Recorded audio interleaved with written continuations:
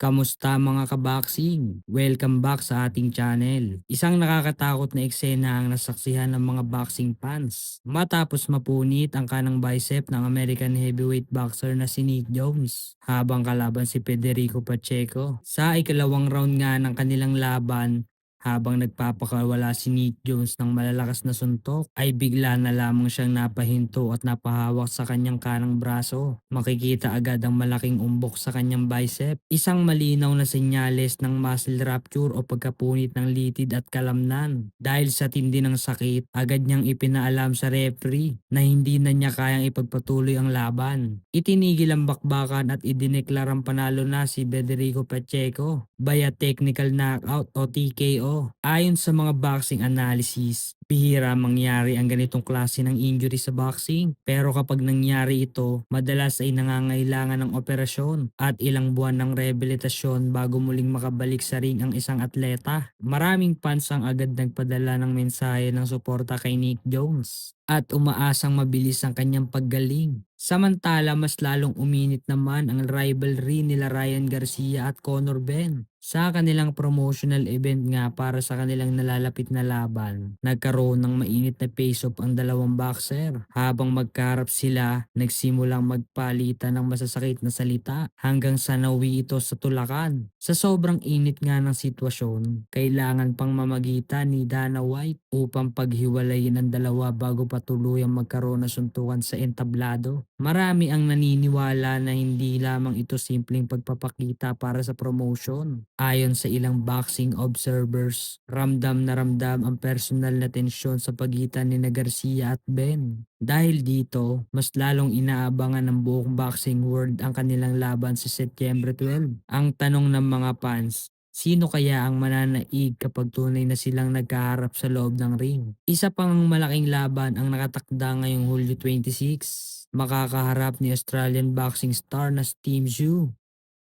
ang ating undefeated world champion na si Errol Spencer Jr., ang dating unified world champion na si Errol Spence Jr. sa isang pinakamahalagang laban sa Sydney, Australia. Hindi lang simpleng panalo ang nakataya rito. Kapag nagtagumpay si Team Zhu, malaki ang posibilidad na makakuha siya ng panibagong world title opportunity. Para kay Errol Spence naman, ito ang pagkakataon upang patunayan na kabilang pa rin siya sa elite fighters. Matapos ang ilang mahihirap na laban sa mga nakaraang taon, maraming eksperto ang nagsasabing ito ang isa sa pinakamalaking boxing event ngayong buwan dahil parehong world class ang dalawang mandirigma. At yan lang ang ating boxing news update ngayong araw. Ano ang masasabi nyo sa matinding injury ni Nick Jones? Sa tingin nyo ba ang init ng alitan ni na Ryan Garcia at Conor Benn? Sino ang mananalo sa laban ni na Team Zhu at Errol Spence Jr.? I-comment nyo ang inyong mga opinion sa baba. Gusto kong mabasa ang inyong mga prediksyon. Kung nagustuhan ninyo ang video na ito, huwag kalimutang i-like,